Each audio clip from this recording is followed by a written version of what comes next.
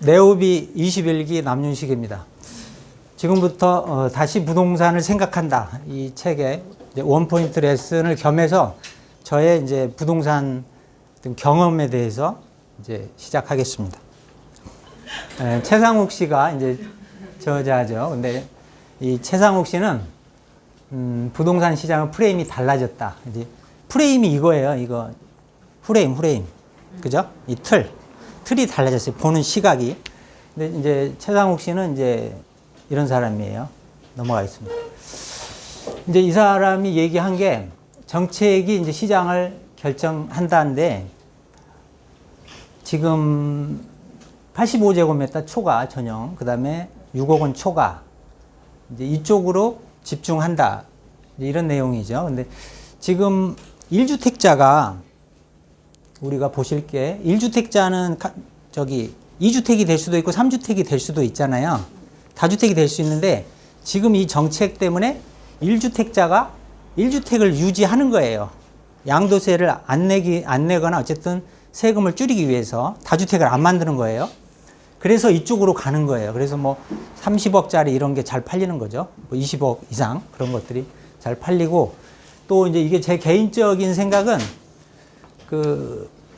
지금 이제 금융위기설도 있고요. 그 다음에 화폐개혁설이 있어요. 근데 유튜브 같은 데 보시면 많이 나와요.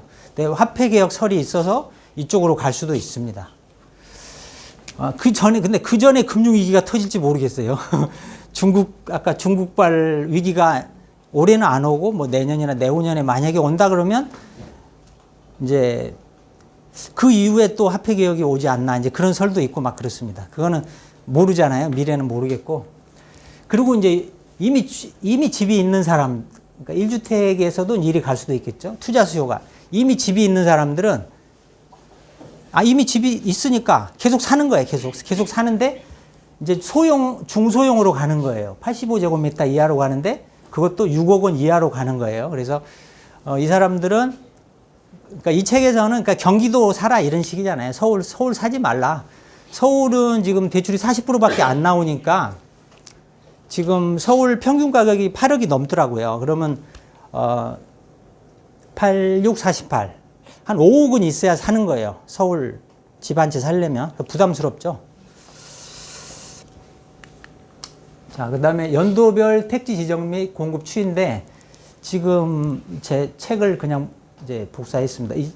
이 부분부터 줄어들잖아요. 이 택지 지정 및 공급 추이가. 그래서 우리가 생각해 보면 박근혜 대통령이 택지 공급 안 하겠다고 했죠. 이제 그게 그렇게 나타난 거죠. 근데 지금 정부가 빨리 이때부터 택지 공급을 했어야 돼요.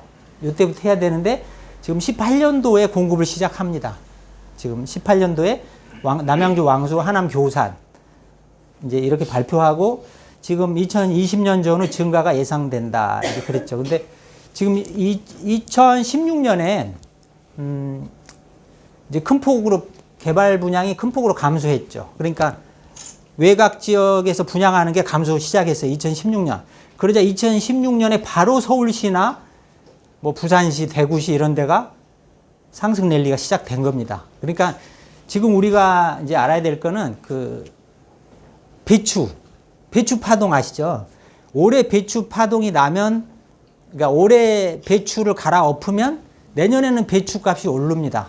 그 내년에 또 배추값이 오르면 그 후년은 배추값도 떨어져요. 부동산도 마찬가지인데 부동산이 이제 5년 주기설도 있고 뭐 10년 주기설도 있고 그런데 부동산이 파동이 있습니다. 그래서 아파트죠. 아파트가. 그래서 이게 파동이 어떻게 보면 온 거죠. 2016년부터 서울은 온 거예요. 이제 그 전부터 물론 지금 6년 됐다 그래요. 6년 됐다는데 지금 어쨌든 파도 이렇게 상승 랠리가 시작돼 있는 상태죠. 지금. 그래서 지금 이 책에서도 2025년에서 35년에 멸실 수요를 대비해라. 이제 대비해야 된다 그랬는데 요때가 이제 아마 노태우 때 같대요. 200만 호. 그래서 요때 지은 거를 이제 폭파하겠죠.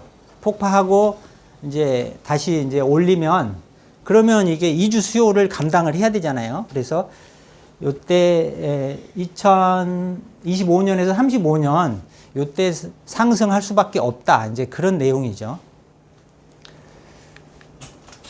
그리고 지금 뭐 규제가 엄청 많습니다. 뭐 지금 재산세, 종합부동산세 이거 매년 올리고 있죠. 지금 공시가격 올리고 공정시장가격 비율 올리고 이제 근데 이게 지금 그 정부의 시그널이 뭐냐면 재산세나 종합부동산세를 올려서 보유세를 인상하는 거예요. 보유세를 인상하면 못 견디고 팔게 만드는 거예요. 견딜 수가 없잖아요. 뭐 세금을 1,000만 원 내고 이러면 견딜 수가 없을 거 아니에요. 100만 원 내다가 뭐 200, 300 자꾸 늘어나면 팔 수밖에 없잖아요. 근데 정부가 터주는 거 있어요. 팔면 어쨌든 거래세를 좀 완화해 준다. 그러니까 취득세가 지금 실제로 내린 상태죠. 그래서 거래세는 완화해 준다고 하고 있어요. 근데 지금 서울은 지금 그게 아니죠. 양도세가 지금 어마어마하죠. 일단 그리고 이제 뭐 재개발 재건축 이제 5년간 재당첨 금지 이것도 지금 재개발 2채 이상 사기가 힘들잖아요. 이렇게 되면 재건축도 마찬가지고. 그러니까 이것도 이제 만약에 투자하려면 재건축 재개발이죠. 재개발을 투자하려면은 관리처분 난 거를 사면 상관없긴 해요. 그죠? 관리처분 난 거는 계속 여러 채를 사도 됩니다. 그리고 이제 규제지역 양도세, 2주택자는 10%, 3주택자는 20% 가산한다. 이런 거 아시죠? 그 다음에 지금 양도세 2년 거주여건 추가됐죠. 규제지역. 장기보유 특별공제 배제한다. 또 다주택자가 한 채만 남으면 바로 비과세가 됐는데 지금 또 한 채 남은 시점부터 2년이 지나야 비과세래요. 이거 좀 말도 안 되는 얘기를 정책을 하고 있어요. 자, 비거주 1주택자 장기보유 특별공제 아까 박준호 대표님 말씀하셨다시피 이제 19년 12월 말 이후에는 이제는 30%로 줄어들어요. 그것도 15년을 보유해야만이. 전에 80% 공제를 해줬는데 그리고 뭐 규제지역 지금 대출한도 40%밖에 안 되고 그래서 지금 다주택자의 절세 방법이 이 증여다. 근데 이 책에서 지금 이게 좋은 내용이 나와 있어요. 증여하려면 하세요. 지금 증여를 저는 시세로만 증여를 해야 되는 줄 알았는데 시세의 30%를 낮춰도 되나 봐요. 증여 신고가. 그다음에 최대 3억 원 이내로 3억 원까지 낮춰도 되는 거예요. 그래서 이건 좋은 팁이에요. 우리가 그러니까 집이 다주택이신 분은 이제 종부세가 좀 무섭다. 그러면은 자녀만 좋은 일 생겼죠. 이래서 이제 3억 원 낮게 신고하거나 아니면 시세 30% 이하로 신고를 해서 증여해라. 이게 좋은 이런 내용이 있습니다. 자, 저자의 주장 이제 세 가지를 제가 뽑아봤는데요. 뭐 여러 가지가 있지만 이제 무주택자는 이 로또 청약 시장을 공략해라. 지금 로또죠. 지금 뭐 엄청난 뭐 2, 3억이 아니에요. 이제 뭐 5, 6억, 7, 8억 그렇게 남을 수 있는 그런 시장이에요. 이제 지금 분양가 상한제를 또 이제 한다고 하니까 그럼 뭐 10억 남는 사람도 나올 것 같아요. 한 채 분양받아서. 그리고 1주택자, 다주택자는 지금 세그먼트 투자를 해라 이거죠. 그래서 아까 우리 만약에 이제 1주택자는 더 큰 거, 비싼 거 사라. 그리고 다주택자는 이제 소형의 뭐 약간 경기도 좋은 데를 사라 이거죠. 그리고 GTX 30분 이내 신도시 투자라 아까 이제 2기 신도시나 3기 신도시를 얘기하고 있습니다. 그래서 GTX 30분 이내 지금 다 뭐 GTX 되면 다 30분 이내죠, 이제. 근데 지금 그 맞벌이잖아요. 맞벌이에다가 이제 얘가 한 명밖에 안 되니까 그래서 가까워야 된다, 직장이. 이제 그래서 30분 이내에 출근이 가능해야 됩니다. 이제 이렇게 얘기하고 있죠. 그다음 2019년 하반기부터 이제 보유세 부담 증가로 약세장이 가속화할 것이다. 이제 이렇게 얘기하고 있습니다. 이 책에서. 근데 이제 이 사람은 이 얘기를 했죠. 1주택 및 다주택자는 세그먼트 투자를 하라고 얘기를 했죠. 그리고 이거는 이제 제 얘기고요. 정부의 이제 분양가 상한제 시행 예정도 이제 악재입니다. 이 책에는 아직 안 나오죠, 이게. 그런데 이제 여기부터는 이제 이 책에 없는 내용입니다. 그래서 이 부동산 시세가 그 변동하는 요인이 우리가 그 수요와 공급 이건 다 알고 있잖아요. 그리고 개발 호재가 상승, 정부 규제는 이제 하락, 불경기 지속하는 하락. 그런데 유동성이 이제 여기 책에도 유동성은 나옵니다. 노무현 대통령이 유동성 얘기를 했습니다. 유동성 때문에 이거 집값이 올랐다는 얘기를 하고 있어요. 그래서 이게 저도 이 부동산을 하면서 거의 한 10년 이상 지나서 이 유동성에 대해서 알았습니다. 그러니까 유동성이 어떻게 집값에 영향을 미치는지 전혀 몰랐어요. 적어도 제가 부동산 하고서 한 14, 15년까지 몰랐습니다. 근데 여러분은 뭐 다 아시겠지만 어쨌든 저는 이게 엄청난 저거였어요. 엄청난 충격이었어요. 아, 유동성이 이게 어마어마한 거구나, 이게. 근데 통화량의 변화, 대출 정책 및 금리의 변화. 그래서 지금 금리를 인하했잖아요. 이게 집값에 오버슈팅을 할 수 있게 하는 겁니다, 이게. 근데 오버슈팅이 어느 정도냐면요. 한 2.5배입니다, 2.5배. 2.5배면 어마어마한 거예요. 10억에 분양받은 게 25억이 되는 거예요. 10억에 분양받은 게 25억을 저는 경험을 했어요. 경험을, 이제 예를 들면은 1억 4천에 분양받은 거를, 이제 제가 구로에서 했으니까 분양가가 싸죠. 20년 전입니다.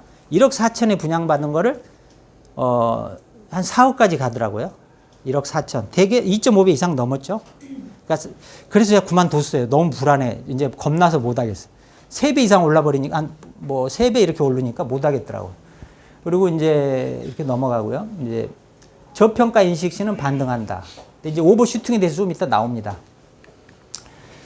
이제 통화량 증가, 지금 통화량 얘기 나왔죠? 이게 지금부터 계속 책에 없는 내용인데 통화량이 계속 증가하고 있는데요. 이렇게 보시면 이 통화량이 M1이 있고 M2가 있습니다. 그래서 M1은 즉시 언제든지 돈 달라면 줘야 되는 거예요. 즉시 요구 불예금. 이제 총통화는 M1 플러스 저축성 예금 플러스 외화 예금. 그래서 이거는 즉시 현금화할 수 있는 화폐인데 이 M2가 늘어나는 걸 한번 보세요. 어마어마하게 늘어나고 있어요. 그래서 2006년에서 2019년을 보면 2.5배 넘었죠, 지금. 이게 2019년 5월 현재 M2예요. 그러면 그냥 그렇게 보면, 그냥 단순하게 보면 2006년보다 화폐 가치가 2.5배 늘어났다. 그러니까 부동산 가격이 2.5배가 되는 거는 정상인 겁니다. 그러니까 우리가 부동산 하면서 집주인들이 집값을 막 올리면 말도 안 된다 그러고 욕하고 있지만은 사실은 나도 할 수 없는 현상이에요. 오르는 거는. 그래서 이제 집이 안 오르다가 언제 시점인가 이렇게 오를 수밖에 없는 그런 상황이 오는 거죠.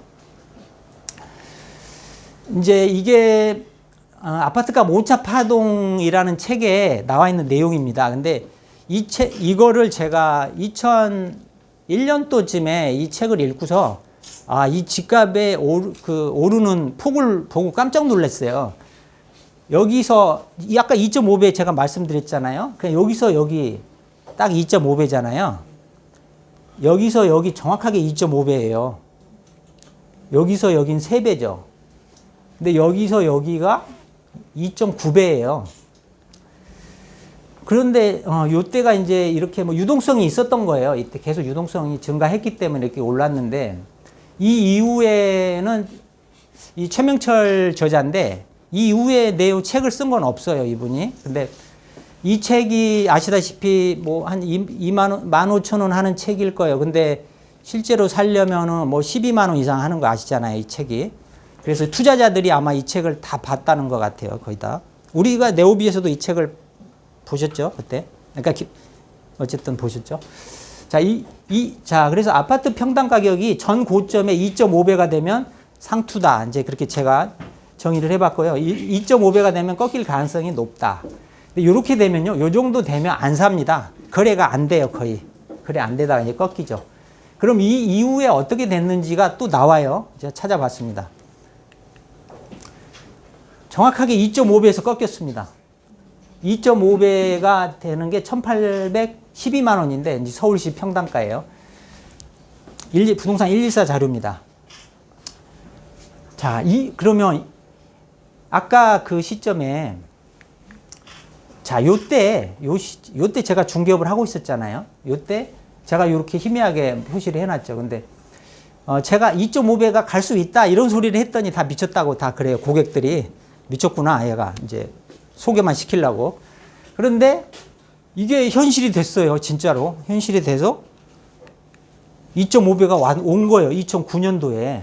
2008년, 9년 요때 온 거예요. 그래서 그러면 자, 아파트가 파동이 반복된다면 자, 아까 뭐 2025년, 2030년 요때 이제 좀 길게 봐야겠죠. 그러면 4,665만 원까지도 갈 수 있다. 서울시가.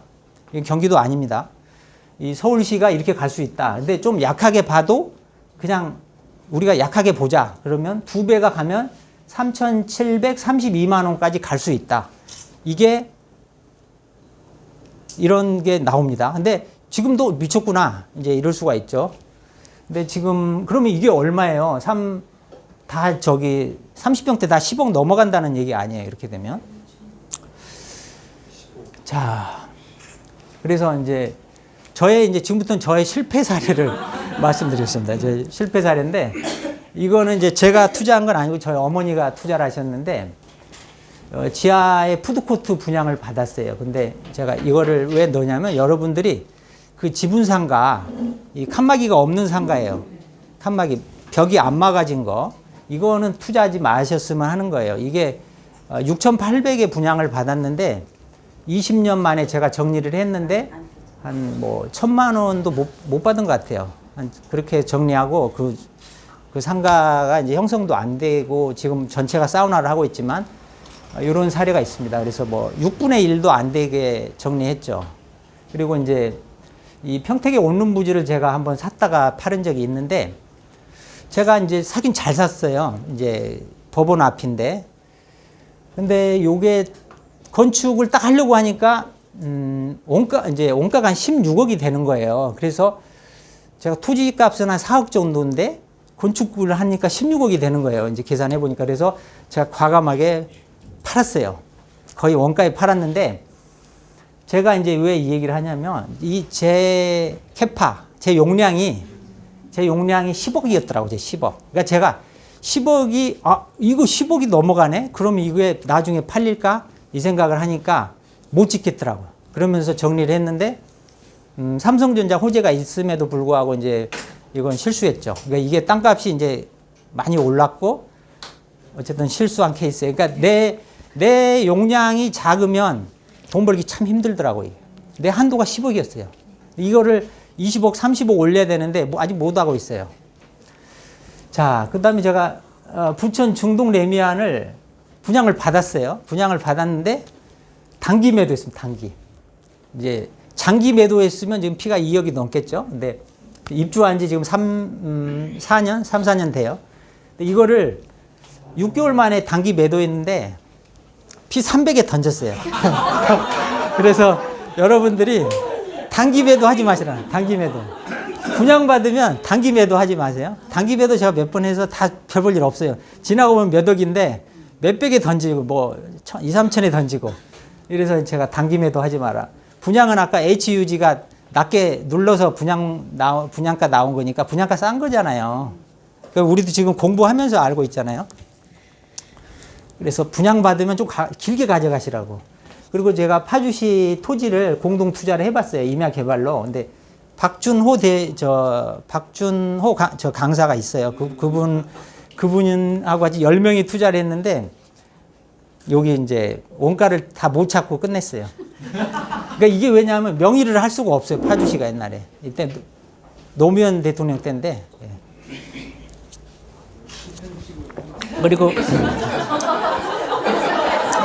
자, 그래서 그 다음에 이제 지역주택조합 아파트 중개를 했어요. 제가 중개를 했는데 한 7개 정도, 7, 8개 정도를 소개를 했어요. 한 건에 한 500 정도 주니까 했는데 이게 7년 동안 짓는 거예요. 짓다 말다. 이 스트레스가 어마어마한데 이제 근데 막판에 소개한 거는 조합장이 없는 거를 팔아먹었어.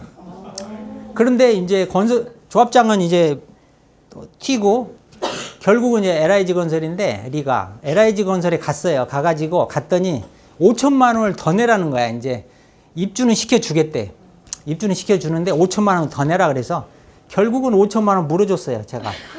네, 그러고서 안 그러면 중개업을 접던가 영업정지 뭐 여러 가지. 근데 아는 사람을 소개했는데 그냥 5천만 원 물어주고 끝냈어요. 그래서 제가 이 지역주택조합 아파트 투자 시 고려할 점 이거 해봤는데 조합장까지 따져보기 나오잖아요, 이게. 그 다음에 이제 제가 화성 향남에 다가구를 신축했는데 이것도 역시 이제 너무 서울 이런 데가 아니라 이제 실패했어요. 이제 근데 여기는 다가구, 그러니까 월세 나오는 거 해봐야 그 별 재미 없더라고요. 그러니까 정부가 지금 저금리에 전세자금 대출 해주잖아요. 그러니까는 안 들어와요. 월세 잘 안 들어와요. 자, 그래서 이게 지금 제가 이 두 채를 지었는데 겁도 없이 두 채. 이게 왜 이렇게 지었냐? 이거 한 채에 1억 조금 더 들어가요. 1억 5천? 이 정도면. 예. 자, 그래서 책도 가려서 적용해야 된다. 그래서 이 아까 그 다가구를 짓게 된 이유가 이 책을 보고예요. 그래서 이 책을 몇 번 봤어요. 그래서 평생 돈만 모으다 가난하게 죽을 것인가 여기서 충격을 받고 지었는데 이 사람이 이제 제가 보니까 저자가 실명이 아닌 거야, 이게. 아파테이아야, 아파테이아. 근데 이 사람도 되게 유명하고 내용은 좋아요. 근데 어쨌든 이 사람 따라하다가 실패했습니다. 그리고 이제 아파트값 오차파동 아까 보셨죠? 이 최명철 씨가 지었는데 이제 이거는 이제 성공한 케이스죠, 제가.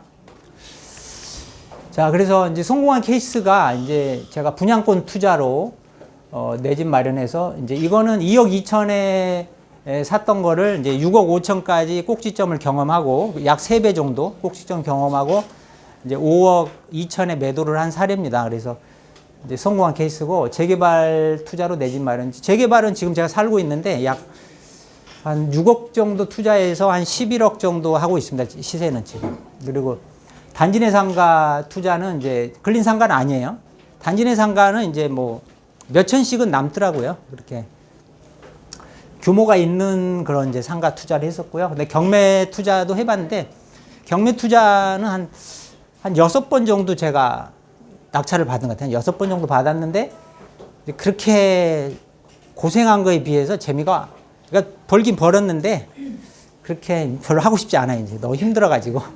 예, 또 오피스텔 투자도 조금씩 남았는데 이것도 뭐 그닥 그러니까 이쪽으로 갈수록 돈을 별로 못 번 케이스예요. 여기 좀 많이 벌었고 이쪽은. 그래서 제가 해보니까 분양권 투자는 빠른 실행자가 되라. 제가 그래서 분양권 투자는 초기에 사야 돼요. 초기에. 그래서 좀 뭐 2, 3천 뭐 한 피 5천 이하일 때 요때 사는 게 나은 것 같고 그리고 대출을 이제 감당할 만큼만 활용하고 이제 중개업을 해서 생활비와 이자를 벌어라 그랬는데 제가 이제 이 분양권 투자로 내 집 마련할 때 제가 한 5천만 원 전세를 살고 있었습니다. 그게 전 재산이었어요. 20년 전에. 5천만 원 전 재산인데 이게 이제 6억 5천까지 가는 걸 경험을 했죠. 이게 2억 2천에 분양 받아서 6억 5천 경험을 하고 그러니 제가 뭐 저축은행 돈까지 땡겨서도 한 분양권 투자 한번 해봤어요. 근데 지금은 전혀 못해요. 이제 불안해서. 그래서 이제 그때 이렇게 한 거예요. 제가 대출을 최대한 땡겨서 하되 이제 중개업에서 이자를 벌고 또 생활비도 역시 벌어서 이렇게 생활했는데 힘들게 이제 허리띠 졸라매고 살았죠, 저도. 그리고 대출 기간은 이제 장기로 지금은 장기로 다 아시겠지만 장기로 하여서 이제 월 상환금액을 최소화 이제 하자 이렇게 말하고 싶습니다. 자, 그리고 규제에 지금 이제 아까 제가 분양권 투자에서 성공했다고 말씀드렸죠. 그래서 규제 지역 외에 분양권 투자할 지역이 170페이지 나와 있습니다. 그래서 170페이지 보고 좋은데 찍으세요. 이제 자, 그런데 이 규제 지역은 뭐 다 아시잖아요. 그래서 규제 지역의 제외 지역 이제 제가 있는 부천시를 포함해서 이제 이 제외 지역을 여러분들이 이 분양권 투자를 하시면 괜찮을 것 같아요. 그래서 제가 요거는 한번 찾아봤어요. 아직 많아요. 규제 제외 지역이 상당히 많습니다. 그래서 이거를 한번 투자해 보시면 어떠실까 하고 제안을 해봅니다. 그래서 제로섬 게임에서 이기는 티. 그래서 지금 제로섬 게임이 이거더라고요.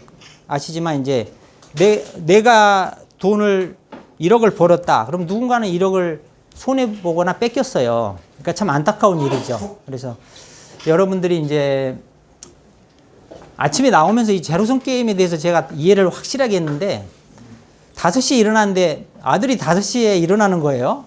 근데 안방 화장실은 집사람 때문에 못 쓰는데 갑자기 아들이 화장실 들어가는 거예요. 제가 씻을 수가 없잖아요. 그래서 이게 제로섬 게임이구나. 누군가 분양권 하나 있는 걸 사버리면 내가 못 사잖아요. 이제 그래서 이게 제로섬 게임이구나 하고 생각해 봤어요. 그래서 담보대출이 지금 뭐가 문제냐면 원리금을 상환해야 됩니다. 그래서 이 원리금을 상환하다 보면 부담돼요. 그러니까 뭐 50만 원 전에 이자만 내면 50만 원을 내면 될 거를 뭐 90만 원, 100만 원 내게 돼요. 그래서 지금 이거는 좀 제가 약간 뭐 극단적인 얘기일 수 있지만은 1주택자가 차라리 전세로 들어가라 이거예요. 자기 집 세 놓고 전세 놓고 전세로 들어가는데 전세자금 대출을 받아서 전세 들어가라는 거예요. 좀 미안합니다만. 그러면 전세금 뺐죠. 그 다음에 전세자금 대출 받았죠. 그러면 돈이 꽤 생기죠. 전세 빼고 전세자금 대출 또 받고 그러면 제가 이제 제 기준으로 뭐 5억 전세금 빼고 전세자금 대출 뭐 한 3억 뺐다. 그러면 한 8억으로 활용할 수 있겠더라고요. 그래서 제가 이 얘기를 해봤어요. 1주택자면 전세로 옮겨라. 그리고 내가 전세 들어가면서 전세자금 대출 한 70%, 80% 땡기는 거예요. 그렇게 해서 제 기준으로 한 8억 정도를 땡겨서 투자할 수 있겠다. 이 생각을 좀 틀렸나요? 한번 해봤어요. 왜냐하면 그 이하가 될 수도 있겠네요. 5억 정도 땡길 수 있으려나. 그러니까 전세자금 대출을 왜 활용하라고 하냐면 이자만 내니까 부담이 작더라 그거예요. 자, 그 다음에 이제 아까 청약. 그러니까 무주택자는 청약, 그 다음에 1주택 이상은 분양권에 적극 투자하자. 그래서 지금 계수 범박구역이 지금 여기 부천입니다. 비조정지역인데 이번 청약하거나 분양권 전매 한번 해봐라 이제 이런데 이 청약은 서울을 해야겠죠. 좋은데 청약하시고 근데 분양권 전매를 해볼 만하다 이렇게 생각합니다. 그리고 제가 이제 월세 나오는 부동산을 해보니까 이거 빨리 할 게 아니더라고요. 월세 나오는 부동산이 뭐가 문제냐면 집을 샀는데 한 5년 지나면 이게 5년 노후화 되는 거예요. 10년 지나면 또 10년 노후화 되는 거예요. 그래서 별 재미가 없더라고요. 그리고 전세자금 대출을 많이 해주니까 별 재미 없어요. 그래서 이거 제가 월세 나오는 부동산은 천천히 사자고 해봤습니다. 그리고 오피스텔은 만약에 떨어져 버리면 이게 제 꼴이 월세 받을 땐 좋았는데 제 꼴이 잘라먹힐 수 있더라. 그리고 우리가 몇 년 전에 한 5, 6년 전인가요? 6, 7년 전에 하우스푸어 엄청 시끄러웠죠. 근데 이 사람들이 만약에 참았으면 지금 또 수억을 벌 수 있었죠. 그래서 지금 길게 가져가자 이렇게 얘기했고요. 장기로 대출을 받으면 화폐 가치 하락으로 이기더라. 그래서 지금 제가 한 20년 전에 1억은 엄청나게 큰 돈이었습니다. 근데 20년 전에 만약에 1억을 대출 받고 지금까지 끌고 왔다. 그러면 이거는 제가 볼 때 3천도 안 되는 돈일 것 같아요. 지금 기준으로. 그래서 지금하고 장기적으로 대출을 받으면 화폐 가치 하락으로 이익이더라. 그리고 대출을 과다하게 받으면 이제 손절매하기 쉽다. 이제 자기 수입으로 이자를 낼 수 없으면 팔게 되잖아요. 그래서 과다한 대출은 제가 자제해야 된다고 생각하고요. 그리고 아까 거래세에서 자, 주택하고 재개발 입주권이에요. 이게 전에는 2년을 보유해야만이 일반 수율이었습니다. 맞죠? 그죠? 2년 보유해야만 일반 수율이었는데 지금 1년 보유 시에 일반 세율이에요. 그래서 투자자들이 재개발 입주권이나 이런 주택 이런 거를 1년만 보유하고 파는 젊은 층들이 꽤 돼요. 그래서 우리가 단타를 할 수 있다. 이거를 일반 세율로. 그리고 분양권은 2년을 보유해야 된다. 이렇게. 이제 마지막입니다. 지금 그러니까 제가 이제 20년 동안 요런 사람이었어요. 제가 요런 사람. 근데 제가 이렇게 이런 좀 별로 그렇게 힘도 없어 보이는데 왜 이렇게 돈키호테가 됐나 했더니 제가 홍삼을 좀 다려 먹었는데 그 홍삼 효과가 본 것 같아요. 홍삼에 대해서 궁금하시면 저한테 물어보시고. 그래서 이제 햄릿은 우유부단한 성격입니다. 근데 돈키호테는 이렇게 풍차에 돌진하는 사람이잖아요. 돈키호테가 돈이 들어가 있어요. 돈키호테도 실제로 돈하고 띄어쓰더라고 이게. 예, 그래서 여러분이 돈키호테가 되는 것도 괜찮다고 봐요. 이게 실패도 많이 했지만 어쨌든 뭐 남은 게 더 많아요, 훨씬. 그래서 근데 큰 돈은 없어요, 그냥. 예. 자, 그래서 저는 이제 현금은 휘발유다. 현금은 날아간다. 이런 생각을 가지고 있고요. 그리고 이제 펀더멘털이 우수한 꼭 사고 싶은 부동산 있잖아요. 근데 안 깎아줘. 안 깎아주면 안 사잖아요. 근데 저는 그래도 사라 안 깎아줘도 저는 이런 주의예요. 이거 시간이 지나면 엄청 오르잖아요. 이런 게. 이제 지금 이 책에서는 펀더멘털 전에 세그먼트를 봐라 그랬죠. 예. 자, 나의 용량으로 판단하면 안 된다. 아까 제가 10억 기준에서 10억 넘어가면 나 못 팔아 이렇게 생각하고 정리했는데 이 내 용량으로 판단하면 안 됩니다. 그래서 공인중개사가 이게 고수냐 아니냐, 고수일 수도 있는데 고수가 아닐 수도 있어요. 왜냐하면 이 공인중개사가 자기 재산이 5억, 10억밖에 안 되면 그 선에서 생각을 해요. 근데 고객은 재산이 100억이다 그러면 그 사람은 눈높이가 높기 때문에 이게 내 기준으로 판단하면 안 되더라고요, 이게. 그리고 이제 감을 무시하지 말자. 그런데 우리가 전번 책에서 보셨죠, 감. 감은 바로 저질 수 있게 해주는 거예요. 제가 위례 신도시를 갔었는데 저희 딸하고 저희 집사람하고 갔었는데 즉시 계약을 하자고 했어요. 처음에 위례를 가서 즉시 계약을 하자고 했는데 딸하고 집사람하고 저를 끄집어 내는 거예요, 바깥으로. 아니, 집을 즉시 사는, 뭐 7억짜리 집을 보지도 않고 즉시 사냐, 분양권을. 근데 저는 감으로 투자를 하려고 한 거예요. 근데 그게 또 몇 억 올랐죠. 그러니까 그 감을 무시하지 마세요. 그러니까 여러분의 감은 오랜 경험에 의해서 축적이 돼 있는 거거든요. 근데 대학생 딸이 끄집어낸다, 와이프가 끄집어낸다 그래도 사야 되는데 그래서 위례를 못 샀어요, 제가. 자, 요란한 꽹가리 피리소리에 놀라서 팔면 나중에 후회한다. 이게 뭔데? 진득해야 돼, 진득해. 그러니까 지금 뭐 난리 법석이잖아요. 또 분양가 상한제 정리할까? 정리해버리면 안 된다는 거죠. 이게 이제 지금 정권이 한 3년 남았나요? 2년 남았나요? 이게 정권이 또 바뀌는 순간에 또 바뀌잖아요. 그래서 이 진득해야 돼요. 이게 이 꽹가리 피리소리가 전쟁 때 이런 데잖아요. 이런 소리가 나면은 이제 이거 경계를 하다가 도망가다가 죽는다 이거예요. 자, 수도권 알아보면 나에게도 투자 기회가 있다. 그래서 아까 제가 170페이지였나요? 그래서 수도권에 좋은 데가 있으면 해보세요.